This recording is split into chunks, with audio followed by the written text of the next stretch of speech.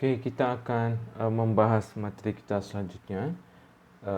Kita akan membahas mengenai worldview. Ya, kenapa kita membahas mengenai worldview? Karena seperti yang kita pelajari sebelumnya, kita melakukan sebuah pendekatan presuppositionalist strategy atau pendekatan strategi dengan approach presuppositionalist, ya, yaitu melakukan sebuah dialog dengan worldview daripada oponen atau lawan kita. Nah, di dalam pendekatan presuppositionalis kita menemukan bahwa masalahnya itu bukan kepada rasionalitas common ground yang membuat kita bisa memberikan satu jawaban yang memberikan penjelasan gitu kepada lawan, tetapi kepada masalahnya ada pada worldview. Oleh karena itu kita akan membahas mengenai worldview. Ya, karena disinilah kunci peperangan daripada pendekatan presuppositionalis ini, ya. Nah, jadi salah satu tokoh daripada presuppositionalist apologetics ini adalah Greg Bahnsen, ya. Jadi presuppositionalism itu pendekatan yang dilakukan oleh Cornelius Van Til, gitu ya. Kemudian ada John Frame dan salah satu tokohnya adalah Greg Bahnsen. Nah, Greg Bahnsen ini nulis satu buku juga berjudul Presuppositional Apologetics. Nah, di dalam buku itu dia menuliskan begini, ya. If our apologetics is to be a Christian apologetic, it must be presuppositional in character and method, ya.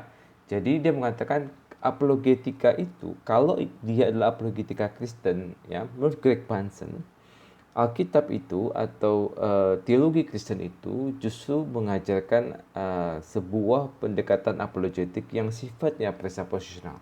Jadi menurut Greg Bahnsen, dan ini yang kita ikuti, bahwa apologetik yang kurang lebih memiliki konsep yang sama dengan bagaimana Alkitab mengajarkan apologetik adalah presuppositional, ya. Nah, mengapa? Kita sudah bahas beberapa poinnya. Kita akan coba melihat lagi, ya, beberapa reviewnya. Yang pertama adalah the reality of sin, ya, ada realitas dosa.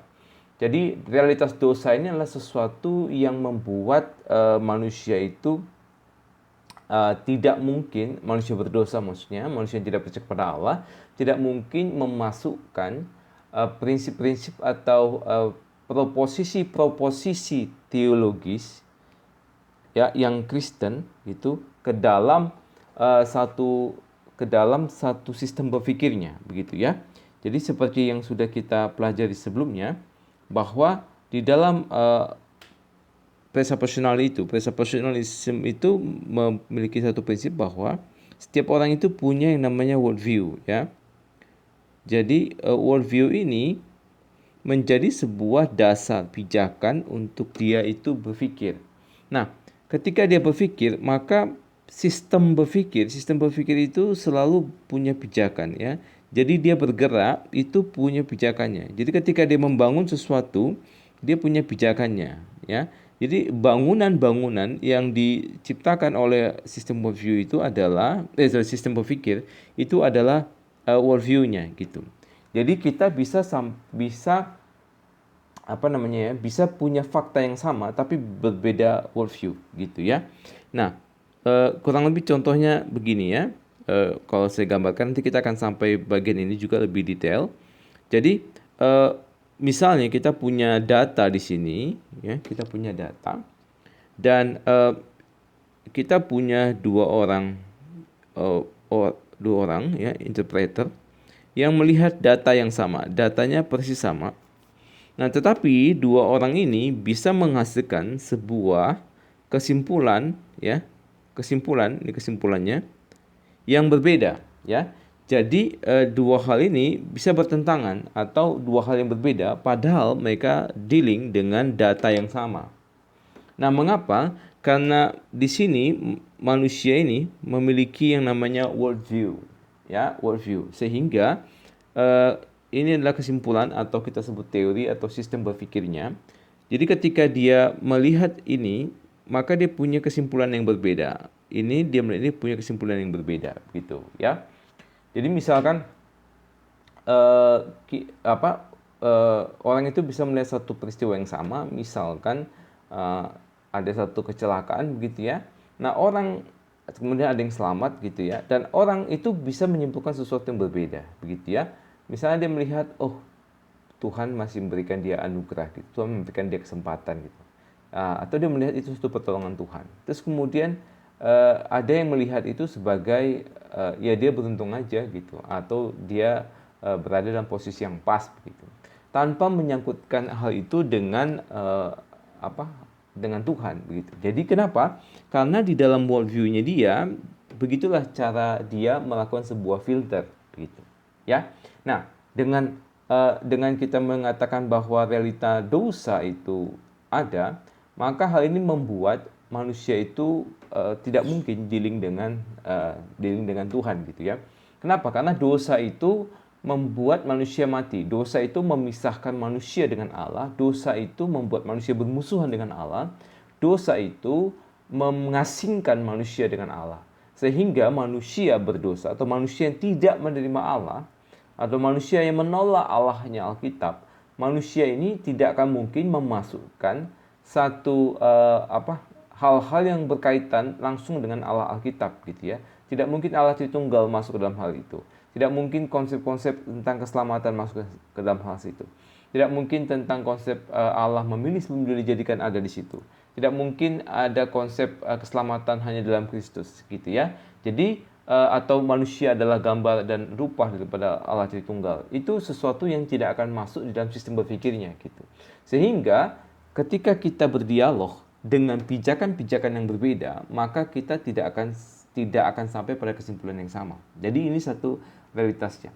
Nah, kemudian menurut presuppositionalis apologetics ya, Allah itu adalah sumber kebenaran. Jadi Allah itu adalah satu-satunya sumber kebenaran ya. Jadi Allah itulah yang menjadi, kita sebutnya principium ya, sumber yang kebenaran daripada matematika, kebenaran fisika dan sebagainya. Kenapa? Karena Allah yang merancang semuanya di dalam pikirannya ya sebelum dunia dijadikan.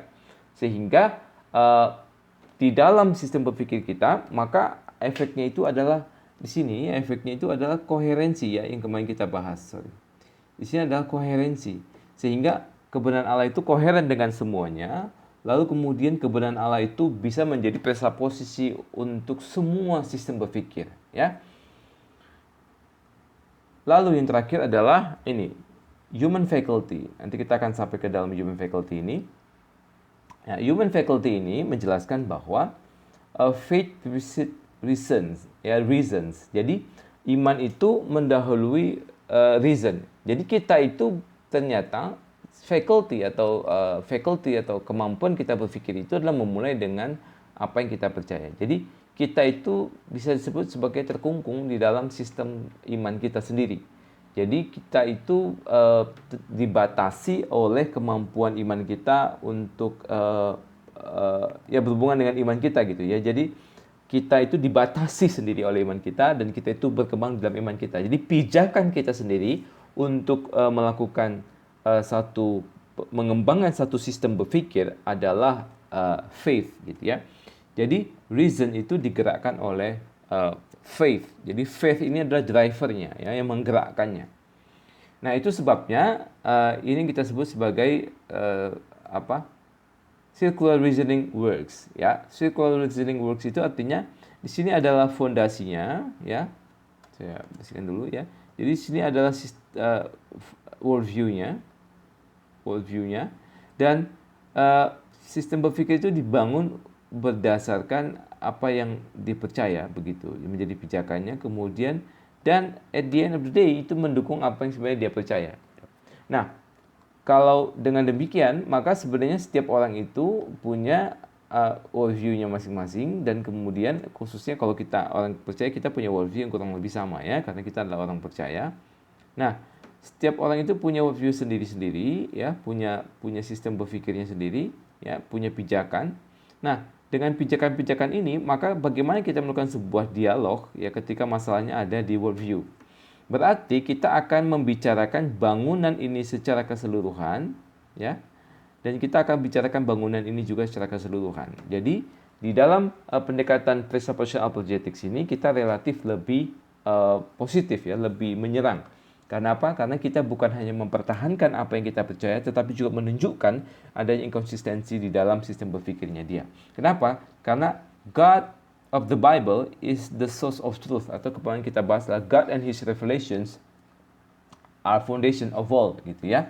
Nah, jadi ketika kita berdialog seperti ini, ya kita tidak akan berkutat kepada ini saja, tapi juga berkutat kepada bagian di sini, ya.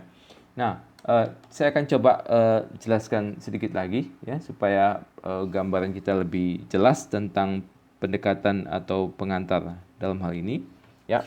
Jadi, setiap orang itu punya worldview-nya, ya. Ini saya gambarkan seperti ini, punya worldview masing-masing.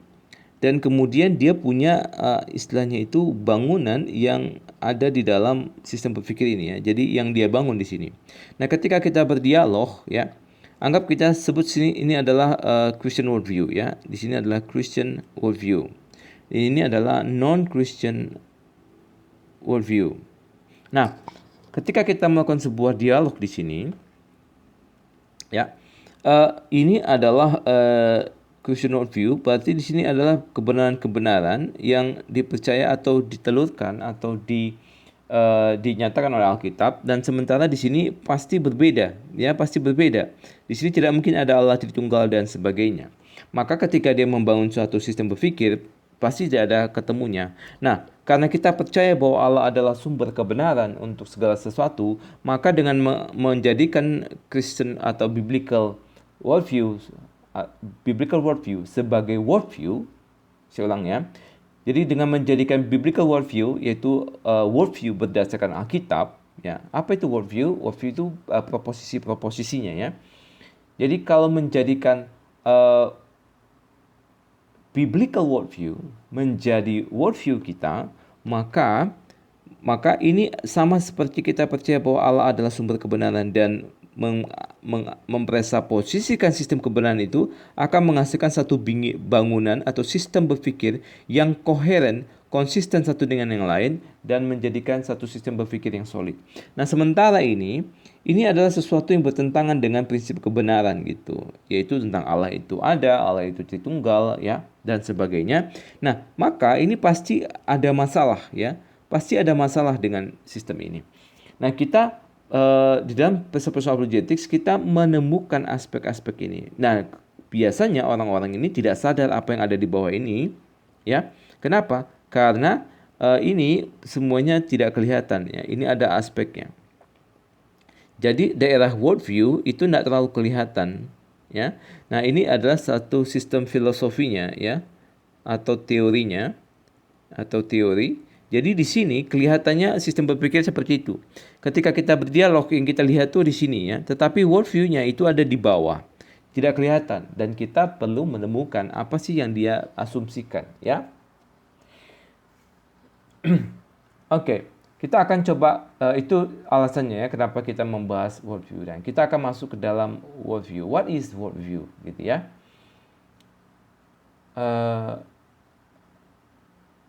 Apa itu worldview?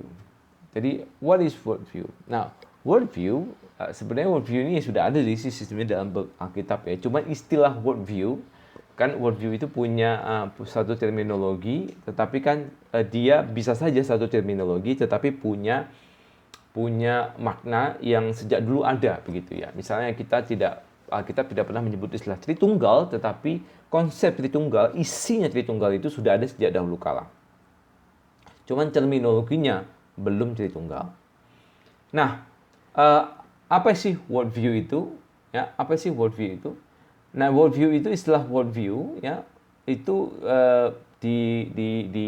dicetuskan lah begitu ya di dalam filsafat Immanuel Kant ya. Dia menyebutkan di dalam bahasa Jerman, bahasa ibunya, Weltanschauung ya. Mungkin tidak tahu tepatnya gimana cara pronunciation-nya ya. Tapi Wells Anschauung itu adalah word and live view. Jadi bukan cuma word view tetapi juga word and live view, ya. Ya. Jadi word view yang dicetuskan oleh Kant ini pada awal itu terkait tentang word and live view. Jadi ini lebih sebenarnya istilahnya maksudnya itu adalah world view ini bukan cuman tentang cara pandang tapi juga berkaitan dengan kehidupan gitu ya. Nah, ini ada beberapa definisi ya dari filsuf dan teolog mengenai world view. Nanti kita akan lihat kurang lebih sebenarnya bagaimana sih mereka memahami tentang world view gitu ya. Nah, dari Immanuel Kant sendiri itu adalah tentang world view, yaitu sebuah cara pandang kita melihat terhadap dunia sekitar kita, dan life view, ya, yaitu hidup itu sendiri. Nah, kita lihat beberapa hal ya. Jadi yang pertama adalah a set of beliefs, ya, a set of beliefs, seperangkat kepercayaan that underlie and shape all human thought and action. Nah, jadi ini a set of beliefs. Jadi dia kalau kita lihat kata bendanya atau noun-nya, kuncinya adalah belief ya, a set of beliefs, yaitu seperangkat beliefs, seperangkat kepercayaan, yaitu satu sistem kepercayaan gitu ya, yang membuat kita yang membentuk gitu ya, membentuk pemikiran dan action kita. Jadi ini adalah outputnya thought and action. Yang kedua adalah fundamental perspective ya, suatu perspektif yang sangat fundamental, from which one addresses every issue of life. Nah, ini produknya ya, yaitu bagaimana manusia itu menyikapi begitu ya setiap isu dalam kehidupan. Kemudian ada yang memberikan definisi a set of mental categories ya, seperangkat kategori mental ya yang berkaitan banget ya dengan mental ya, arising from deeply, jadi ini sumbernya ya, yang muncul dari deeply lived experience, jadi satu pengalaman yang dihidupi yang sangat dalam, which essentially determines how a person understand. Jadi ini produknya ya. Jadi worldview ini berasal dari pengalaman hidup yang sangat mendalam ya, yang menyebabkan atau menentukan how a person understand, feels, and responds in action ya. Bagaimana seseorang itu memahami, kemudian merasakan dan memberikan respon dalam tindakannya to what he or she perceive of the surrounding world and the riddles it presents ya. Kemudian yang terakhir, agak sedikit berbeda dia, all human endeavor stems, yaitu semua yang manusia lakukan atau actionnya begitu ya, stems not from worldview ya, tidak berasal daripada worldview, but from the spiritual commitment of the heart. Nah, justru dia memberikan definisi karena dia melihat worldview itu mungkin lebih ke perspektif ya, tetapi dia memberikan definisi kalau disebut worldview, jadi itu adalah commitment of the heart gitu. Jadi maksudnya dia semua yang menghasilkan thought and action, yang menghasilkan menyikapi semua isu kehidupan ya, yang membuat seseorang itu memahami, merasakan dan memberikan respon dalam tindakannya, itu bukan worldview maksudnya dia, tapi commitments of the heart, which is worldview itu sendiri ya. Jadi ini yang disebut dengan worldview ya, beliefs, fundamental perspective, mental categories, commitments of the heart, yang menghasilkan thought, action, how do we feel, how do we understand, etc., etc., etc. Ya, jadi secara prinsip ini semuanya sama ya, yaitu seperangkat sistem berpikir, seperangkat kepercayaan yang lebih fundamental dibandingkan pikiran gitu, yang lebih fundamental daripada pikiran. Ya, ada yang menyebutnya sebagai commitment of the heart ya. Ada yang menyebutnya sebagai mental, ada yang menyebutnya itu fundamental perspective, ada yang menyebutnya itu beliefs ya. Jadi ini adalah sesuatu yang lebih basic dibandingkan filosofi atau teori yang kita sudah bahas sebelumnya. Nah, saya akan berikan satu definisi yang lebih singkat ya. Misalnya dari Ronald Nash ya. Nah ini menurut saya satu satu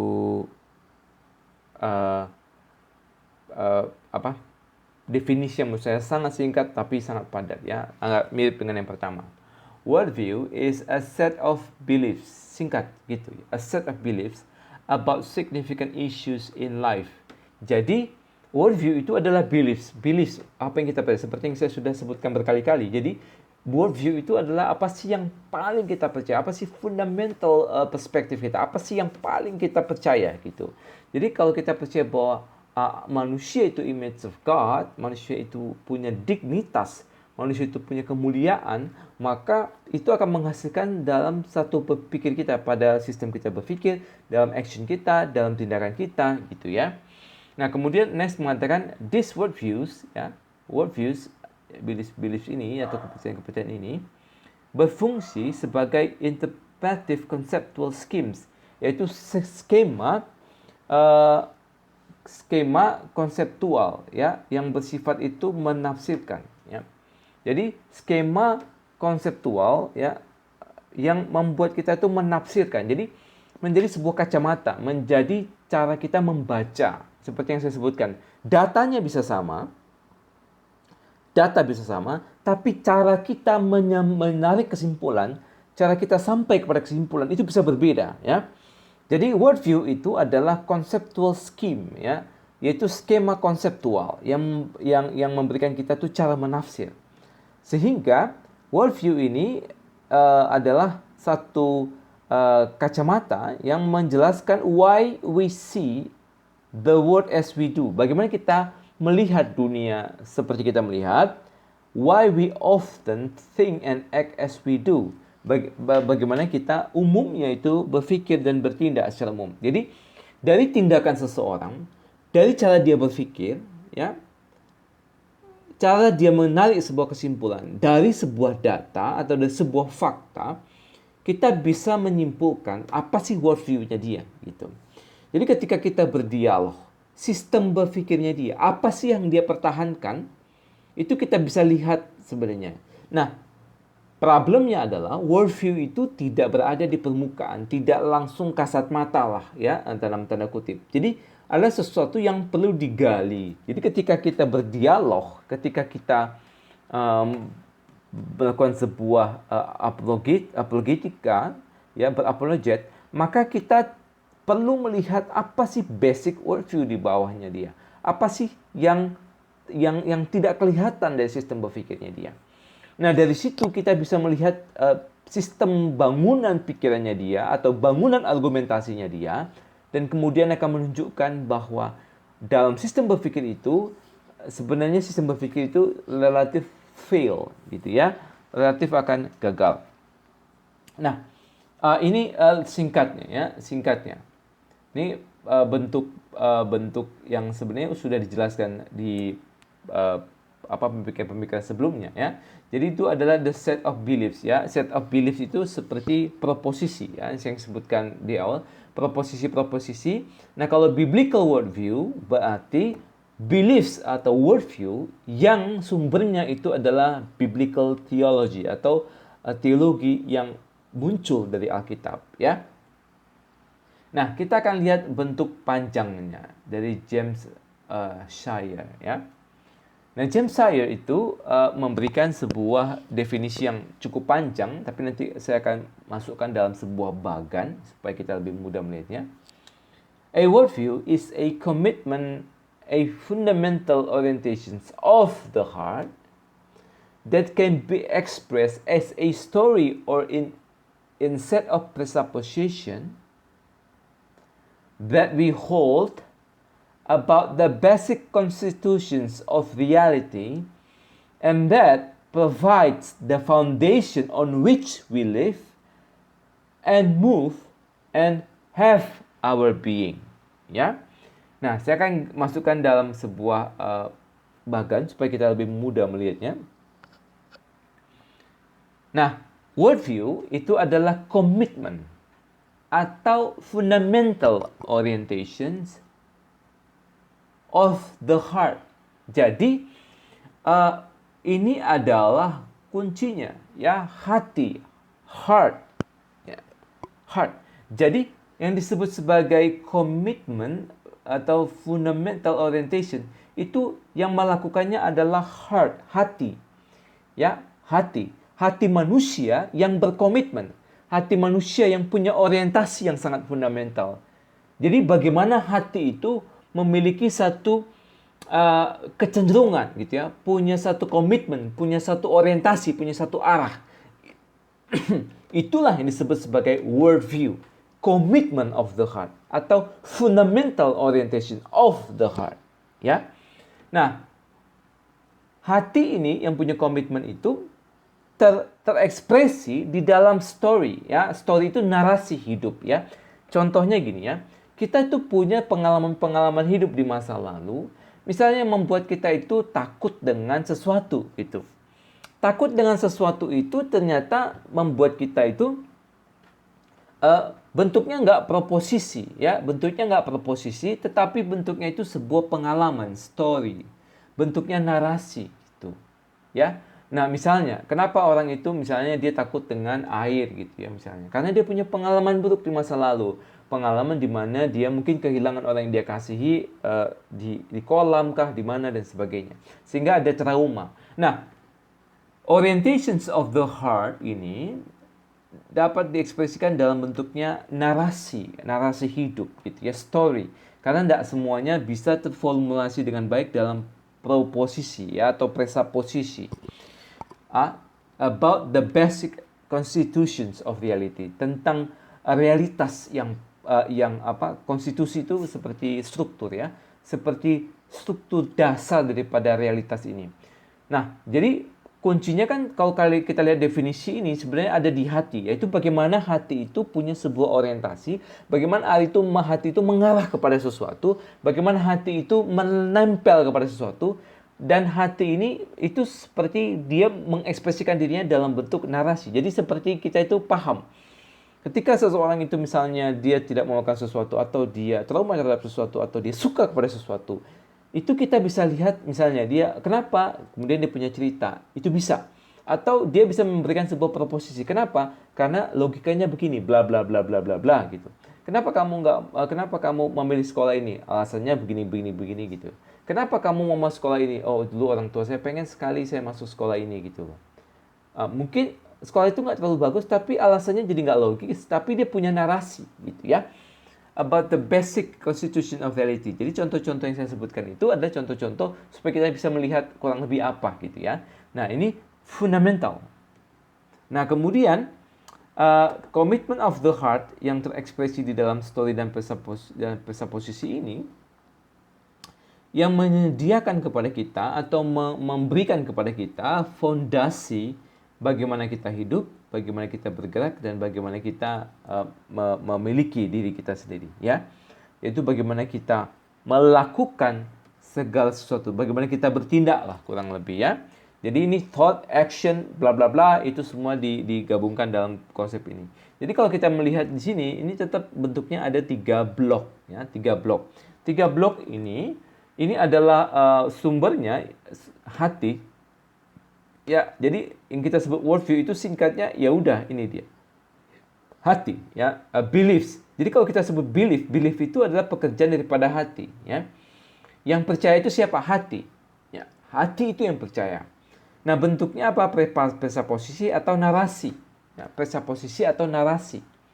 Yang membuat kita itu bertindak, berpikir, dan kemudian melakukan segala sesuatu, dan bagaimana kita melihat diri kita sendiri, bagaimana kita menghidupi diri kita sendiri, bagaimana kita bertindak, dan sebagainya. Ya, jadi 3 blok inilah yang memberikan kita satu gambaran tentang semuanya ini. Lalu, kalau kita sudah memahami what is worldview, pertanyaan kita adalah what is the locus of worldview? Jadi apa sih locus? Locus itu tempat ya. Di mana sih tempatnya? Gampang sih jawabannya. Di sini sudah kelihatan banget bahwa lokusnya itu adalah hati. Jadi kalau kita bicara tentang worldview, itu kita dealing dengan sesuatu yang nggak terlalu kelihatan, tetapi sesuatu yang sangat fundamental, yang menentukan segala sesuatu, yaitu hati. Nah, worldview, ya, are not philosophic systems. Ya, tadi kan saya sudah jelaskan ya. Worldview itu ada di bawah, ya. Filosofi itu ada di atas. Saya gambarkan dulu ulang sekali lagi supaya kita sama-sama paham. Jadi, kalau misalkan kita punya satu sistem ya begini ya, maka begini ya. Jadi yang kita sebut sebagai worldview itu ada di bawah. Ya. Jadi dia ada sistemnya ada di bawah dan bangunan yang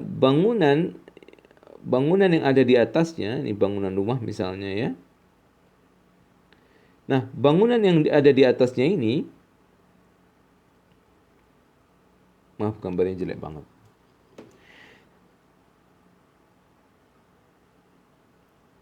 Ini batas di mana kita untuk melihat ya. Jadi ini adalah fondasi gitu. Fondasi yang tidak kelihatan dari sebuah rumah ya. Nah, ini yang kita sebut philosophic system ya, filosofi atau teori ada di sini. Ini kelihatan atau disampaikan secara eksplisit. Tetapi worldview relatif tidak disampaikan secara eksplisit, gitu, ya.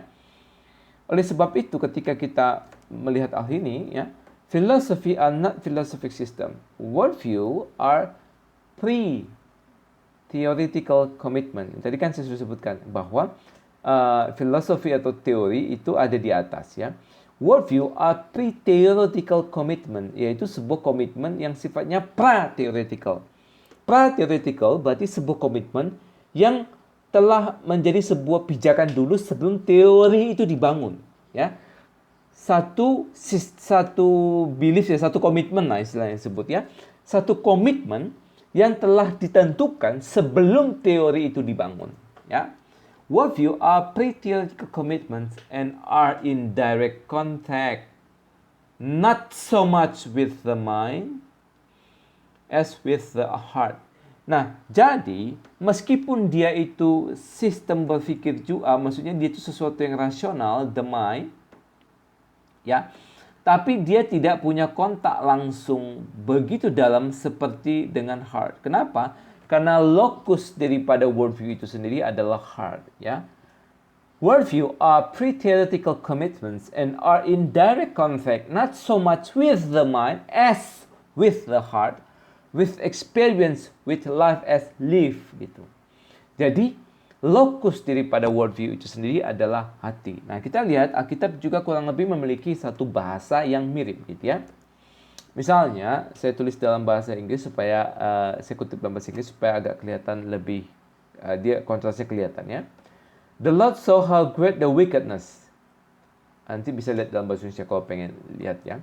Allah melihat betapa besarnya kejahatan manusia itu had become on the earth ya, di bumi, and that, dan bahwa every inclination ya, semua atau setiap inclination itu kecenderungan, dan setiap kecenderungan of the thoughts of the human heart ya, dan setiap kecenderungan dari pikiran-pikiran daripada hati manusia. Jadi manusia itu, hati itu punya sistem logikanya juga ya. Jadi bukan cinta nggak punya logika, cinta punya logikanya sendiri ya.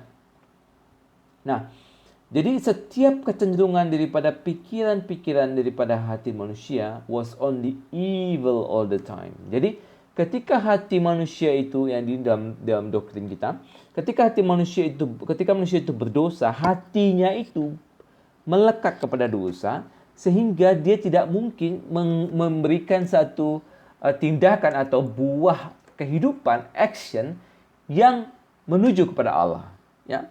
Makanya nanti Allah mengambil hati manusia itu dan menunjukkannya kepada dia, dan kemudian Allah memerintahkan kepada manusia atau kepada orang percaya, kasihilah Tuhan Allahmu dengan segenap hatimu, karena nanti ketika kita mencintai Allah, mengasihi Allah, hati ini mencintai Allah, maka seluruh tindakan kita, segenap kekuatan, segenap pikiran, ya, segenap apapun yang kita miliki, ya, segenap tubuh, uang lah dan sebagainya, itu akan mengarah kepada Tuhan, ya.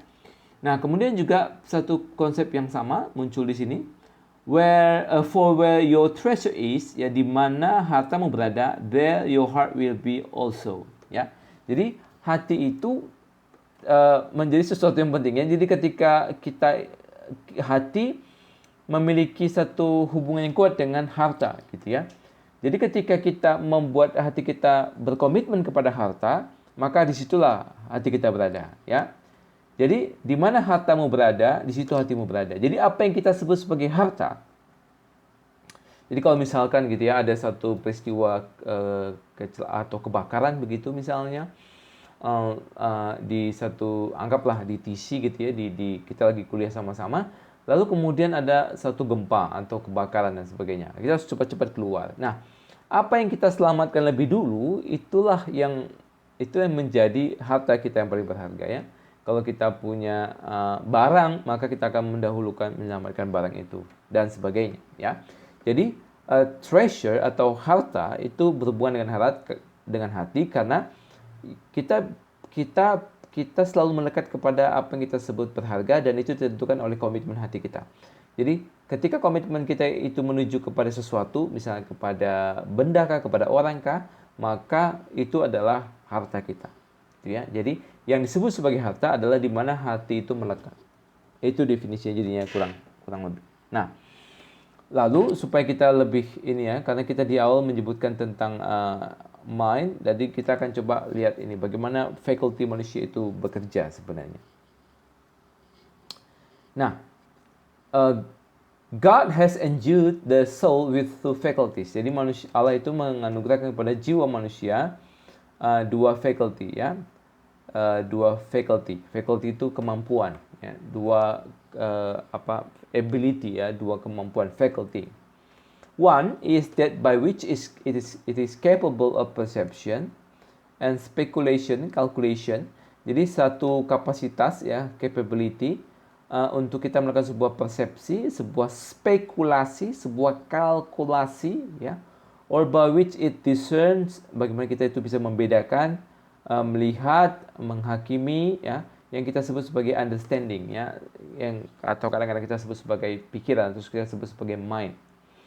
Nah, the other faculty is by which the soul is some way inclined ya, cenderung ya, with respect to the things ya, respect to the things it feels or considers.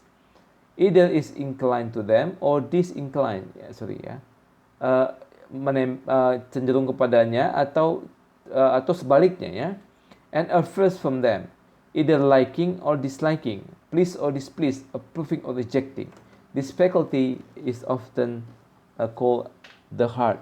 Nah, jadi di sini kita bisa melihat bahwa ini kan adalah lokus daripada worldview dan ini adalah sistem bangunan yang kita pakai. Nah, kalau kita lihat dari definisi ini, maka kita menemukan bahwa hati ini tadi kan kita sudah lihat di sini ya, bahwa hati itu menentukan apa yang kita sebut sebagai harta.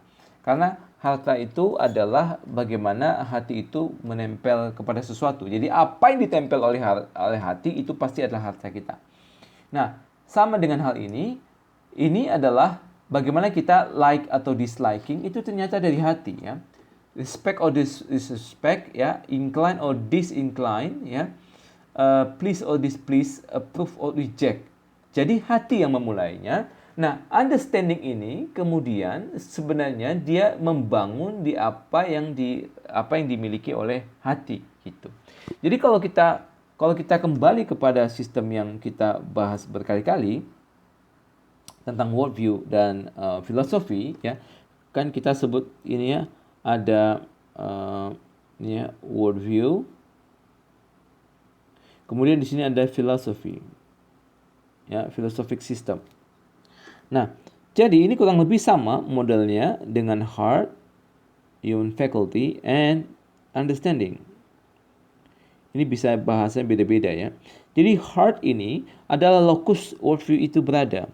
Jadi heart itu punya komitmen kepada sesuatu. Jadi ketika dia menempel kepada sesuatu, maka ini adalah isinya dia gitu. Jadi dia memasukkannya ke dalam dirinya ya. Sama dengan kalau kita mencintai sesuatu. Kalau kita mencintai sesuatu, maka orang itu atau orang yang kita cintai, misalnya orang tua kita itu kita masukkan ke dalam hati kita. Jadi isi hati kita adalah apa yang dicintai oleh hati kita. Jadi ketika kita mencintai seseorang atau mencintai sesuatu, maka sesuatu atau seseorang itu yang kita cintai itu kita masukkan ke dalam hati kita, jadi dia menjadi isi daripada hati kita. Itu yang kita sebut sebagai harta, treasure. Nah, dengan demikian, maka ketika itu understanding ini akan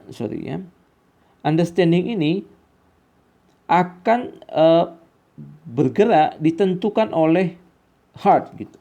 Jadi drivernya adalah hati ini gitu. Jadi hati ini yang menggerakkan bagaimana understanding itu menuju kemana dia. Jadi our philosophic system itu ditentukan, digerakkan oleh worldview atau what we basically actually believe gitu. What our heart truly committed, ya.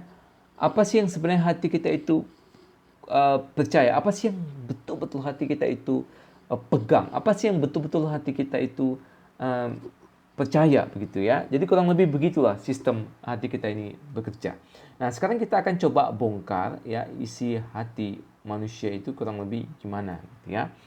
Jadi karena lokusnya ada di sini, ya, lokusnya ada di sini, maka kita lihat kira-kira ini isinya ini apa sih, gitu ya. Nah, kita punya ini yang kita sebut sebagai iman, ya. Jadi kalau kita sebut apa sih yang kita sebut sebagai iman? Iman itu percaya.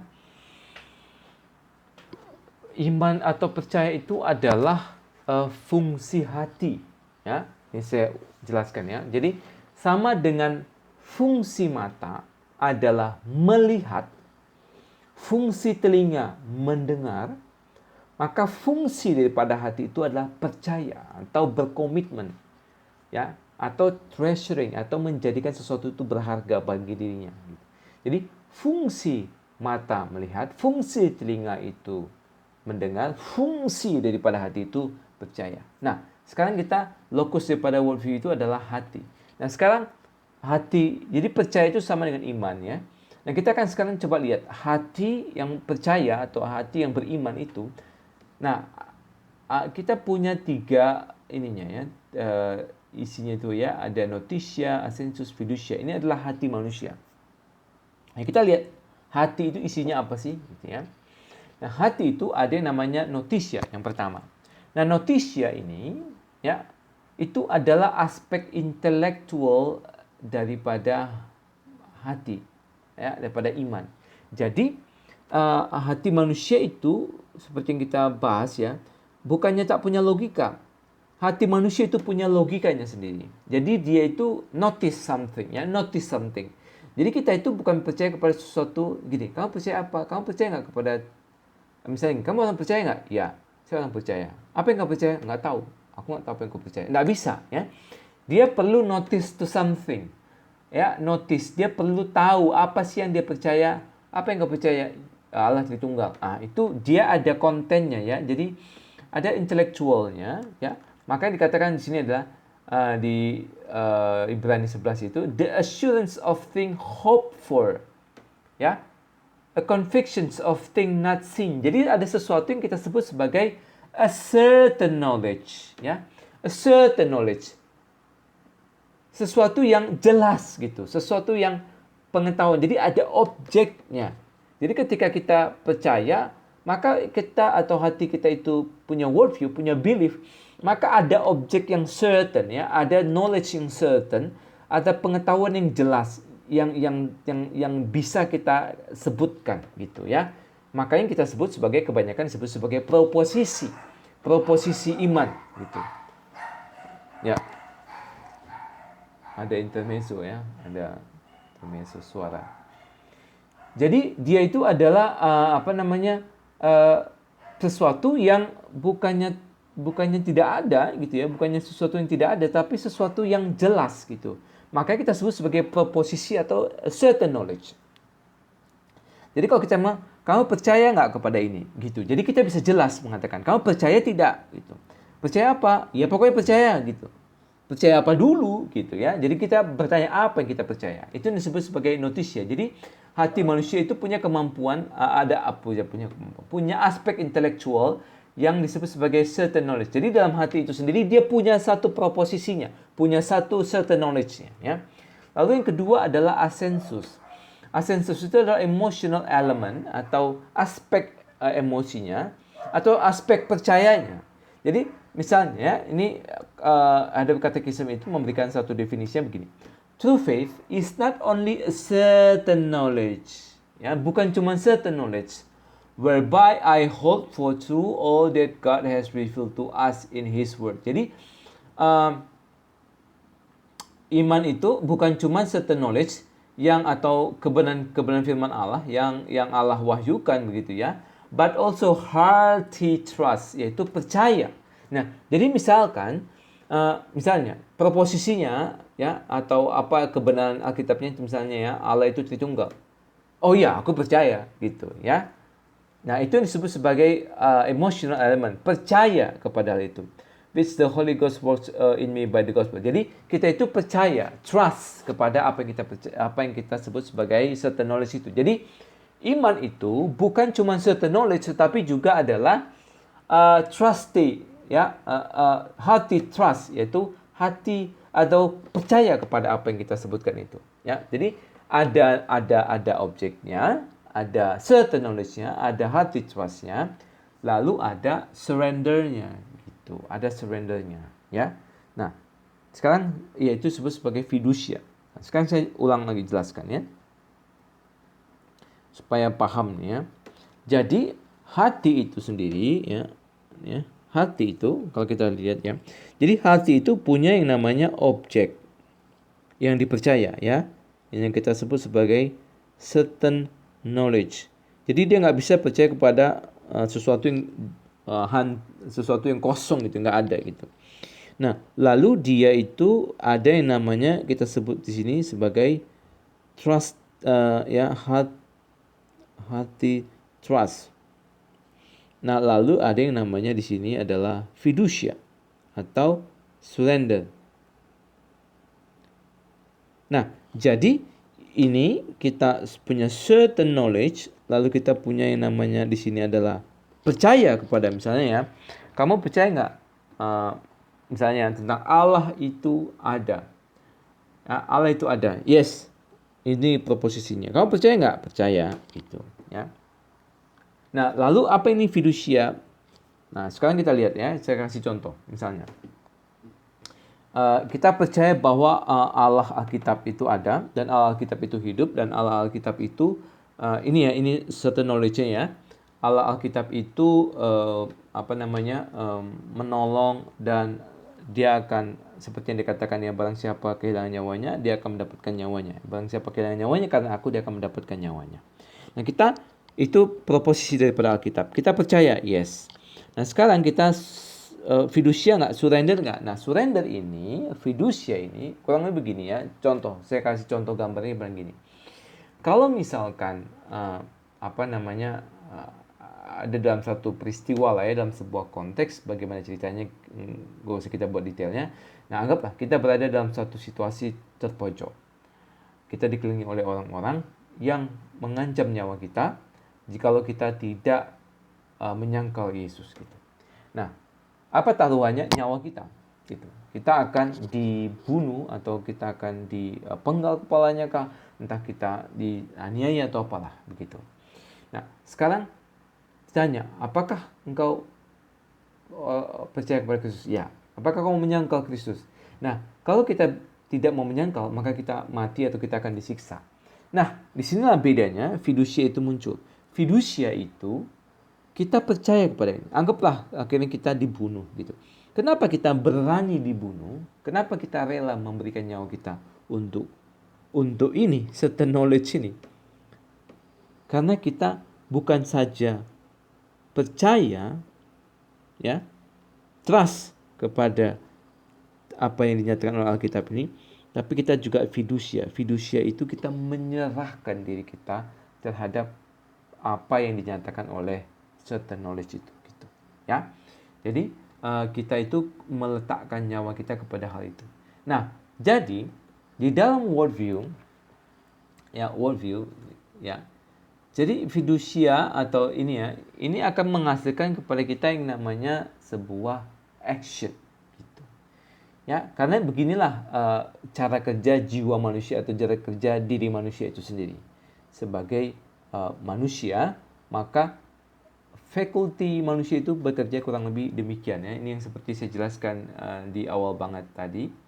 Ya, kalau misalnya ingat ya, tadi saya sebutkan di awal.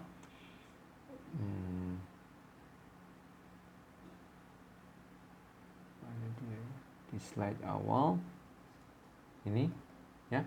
Di sini kan saya sudah sebutkan ya, human faculty itu cara bekerjanya faith, visits, reason gitu ya.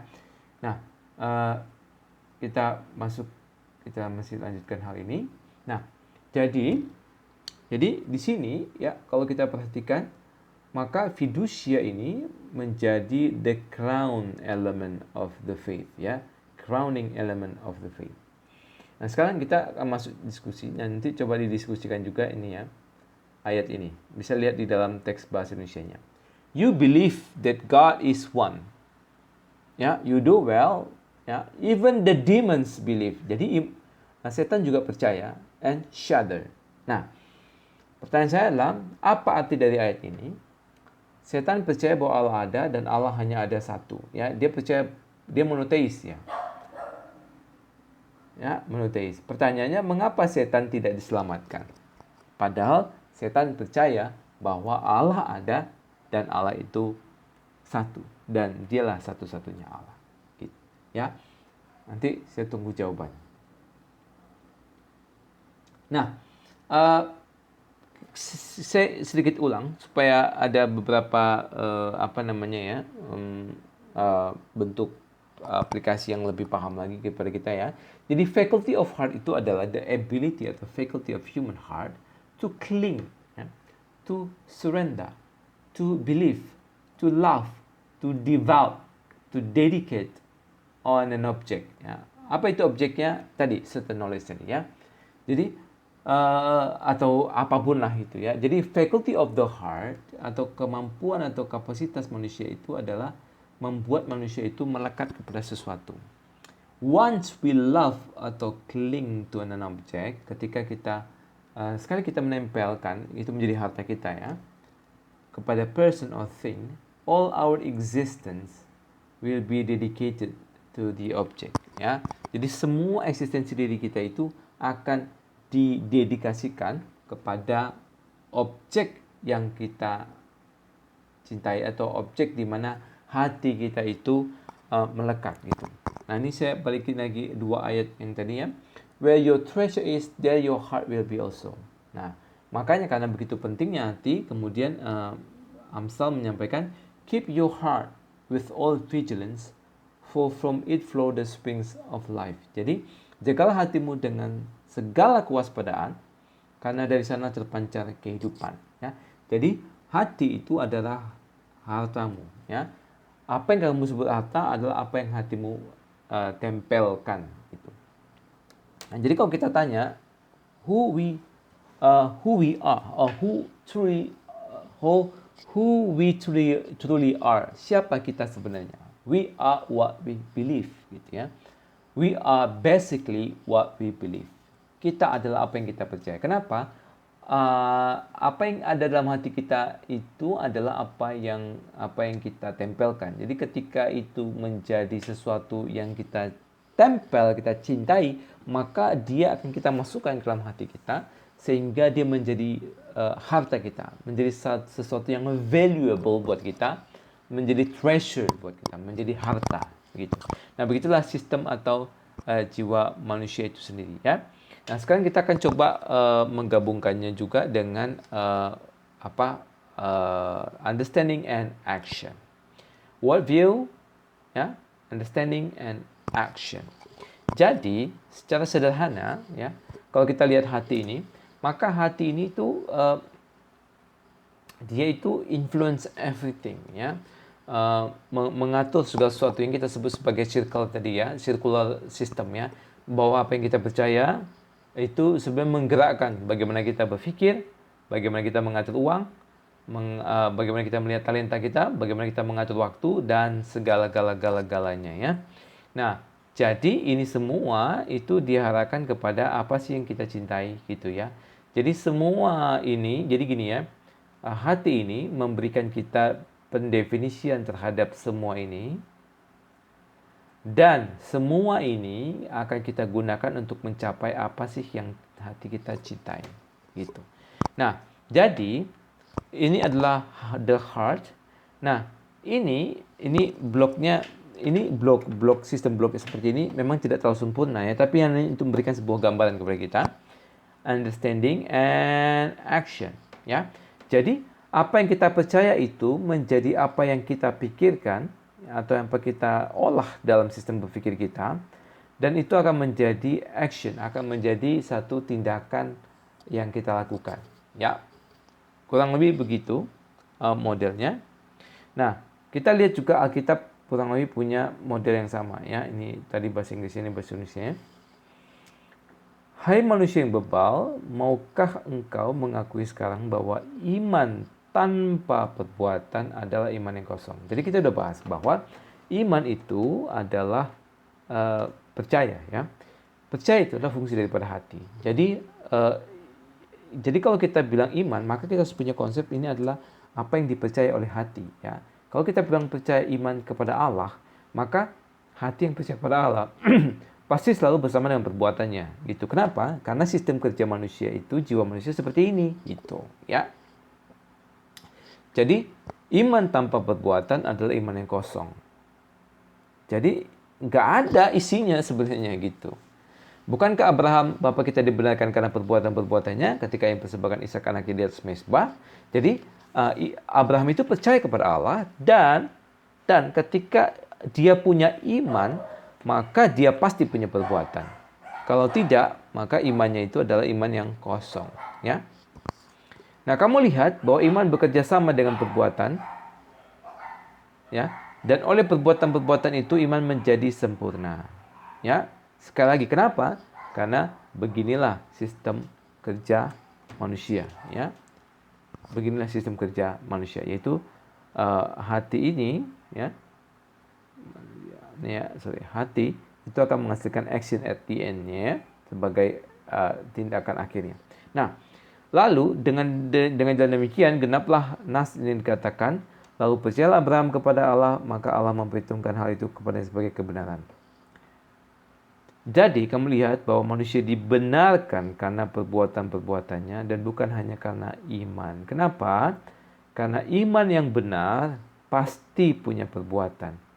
Iman yang kosong tak pernah bisa menghasilkan ini, gitu ya. Kenapa? Ketika iman hati kita itu percaya kepada Allah, maka Allah itu masuk ke dalam hati kita, ya. Seperti yang saya jelaskan tadi. Ketika kita mencintai sesuatu, sesuatu itu akan menjadi harta kita. Ketika kita mengimani sesuatu atau percaya kepada sesuatu. Jadi iman itu sama dengan mencintai, ya, mirip dengan mencintai. Iman, mencintai, percaya itu kurang lebih sama. Ketika kita mencintai atau ketika kita beriman, ya, maka dia akan masuk ke dalam hati kita. Dia adalah jadi isi hati kita. Jadi dia bukan kosong. Nah, ketika kita mencintai Allah atau mencintai Allah, ya, mencintai Tuhan, maka hati itu dengan sistem kerja seperti ini akan selalu menghasilkan action, ya, perbuatan yang sama dengan yang ada di sini, gitu, ya. Dan bukankah demikian juga Rahab pelacur itu dibenarkan karena perbuatannya, gitu ya. Lalu sebab tubuh tanpa roh adalah mati, demikian juga iman tanpa perbuatan adalah mati. Nah, kenapa kita mempelajari ayat ini? Karena ayat ini menjelaskan dan meneguhkan sistem bahwa apa yang ada di dalam worldview atau iman itu akan muncul dalam perbuatan.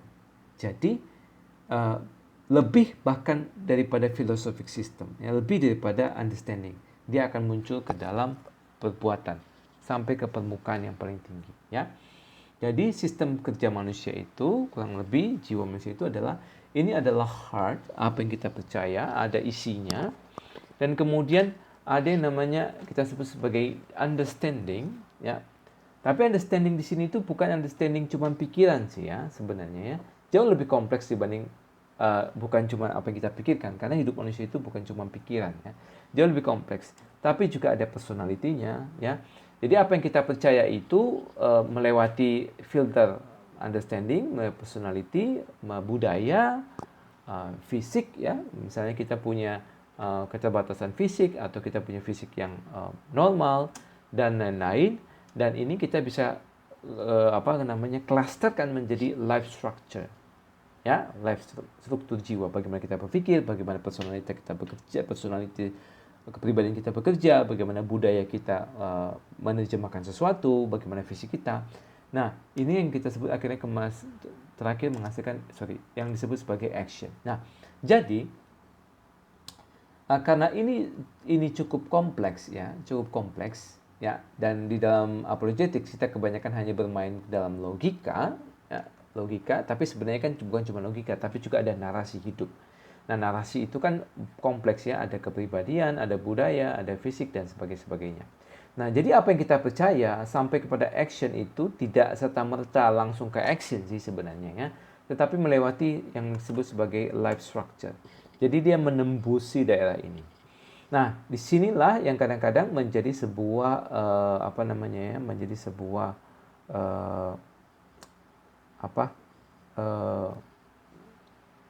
distorsinya gitu ya. Jadi apa yang kita percaya di sini, kalau misalnya dia punya budaya yang berbeda ya, apa yang kita percaya di sini, misalnya kita percaya prinsip-prinsip kebenaran Alkitab di sini, maka dengan budaya yang berbeda, maka actionnya akan sedikit berbeda dengan budaya yang mungkin X gitu ya, dengan budaya Y gitu. Maka ini Y menghasilkan bentuk yang sedikit berbeda dengan ini ya. Atau orang punya fisik yang berbeda ya, dan sebagainya. Nah, secara umum kita di dalam apologetic kita bermain di understanding ya. Dan ini kita tidak terlalu bicarakan ya, karena kita bicara tentang worldview dan bagaimana philosophic system itu muncul di sini. Tetapi realita hidup itu tidak sesederhana di dalam debat apologetik sih sebenarnya ya. Nah, jadi seperti yang saya jelaskan di awal, ini definisi yang panjang tadi yang sudah saya berikan dalam blog. Orientation of the heart atau commitment of the heart ini bentuknya adalah narasi dan presaposisi yang menghasilkan satu kehidupan. Jadi di dalam apologetics kita bermain di dalam dua blok ini, ya. Jadi apa sih sebenarnya yang menjadi worldview-nya dia, dan kemudian ketika dia menjelaskan ini worldview-nya dia. Nah, dalam worldview-nya dia, kan ini worldview-nya dia, orientation of the heart-nya. Tapi nanti bentuknya itu adalah story atau bentuknya bisa narasi atau bisa dalam sebuah konteks begitu ya, dan presaposisi ya. Nah, saya kasih contoh misalnya ya. Ini sistemnya ya, heart reason ini maksud saya bisa understanding, bisa itu dan sebagainya. Ini kan action. Nah, saya kasih contoh model yang kita lihat tadi. Nah, misalnya kenapa orang berpakaian seperti ini? Ya, kalau saya tanya di sini cewek-cewek ya, apakah kalian mau berpakaian seperti ini? Jawabannya tidak. Gitu. Tapi kenapa mereka berpakaian seperti ini? Jawabannya sederhana. Because they believe to certain knowledge. Ya, they believe to certain understanding itu. Nah, itu yang membuat dia memutuskan untuk berpakaian seperti demikian, begitu. Ya. Misalnya untuk kita lihat yang muncul yang idealnya aja. Apakah misalnya mereka dipaksa berpakaian seperti ini? Tidak, yang idealnya ya. Apakah mereka dibayar berpakaian ini? Tidak. Mereka berpakaian seperti ini karena they believe to something gitu.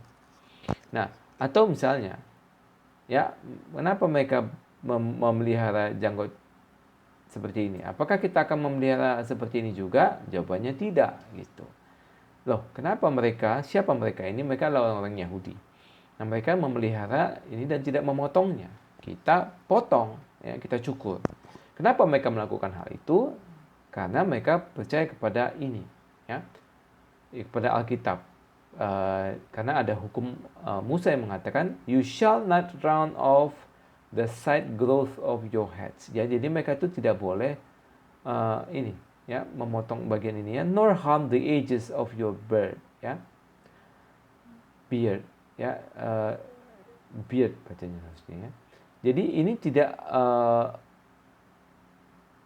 tidak boleh dipotong, dan mereka harus membiarkan itu terus bertumbuh gitu. Ya. Nah, ini kenapa? Karena mereka percaya kepada hal seperti ini. Nah, balik ke sistem tadi. Jadi, kita melihat bahwa secara umum di dalam apologetics kita bermain di dalam aspek ini, ya. Di dalam presupposisinya, ya, dan understanding, philosophic systemnya. Tetapi secara realita hidup kita itu jauh lebih kompleks seperti ini, ya, gambarnya seperti ini. Jadi ketika kita melihat orang Kristen, loh kok dia kayak gitu ya, gitu.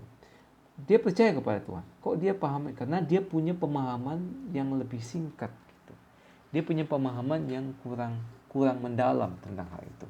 Ya, misalnya kita lihat dia orang Kristen gitu ya, yang harusnya mencintai alamnya juga, tapi dia misalnya masih menggunakan kantong plastik dan sebagainya, tidak peduli dengan alam. Kenapa? Karena dia tidak memiliki pengertian yang cukup gitu. Nah, dengan memiliki pengertian yang cukup, maka tindakannya bisa lebih baik. Jadi, apa yang kita percaya ini tidak serta-merta menjadi dia percaya kemudian hidupnya itu jadi baik banget, tidak. Dia akan melewati aspek ini, ya, understanding personality, culture, physical atau life structure-nya dia, kebiasaannya dia, konteks sosial hidupnya dan sebagainya, ya. Tapi dalam apologetics kita bermain heart and understanding atau philosophic system. Oke, sampai ini dulu untuk pertemuan kali ini. Nanti bisa dilanjutkan, dibahas di dalam diskusi. Coba dijelaskan ulang bagian-bagian yang sudah saya jelaskan ini.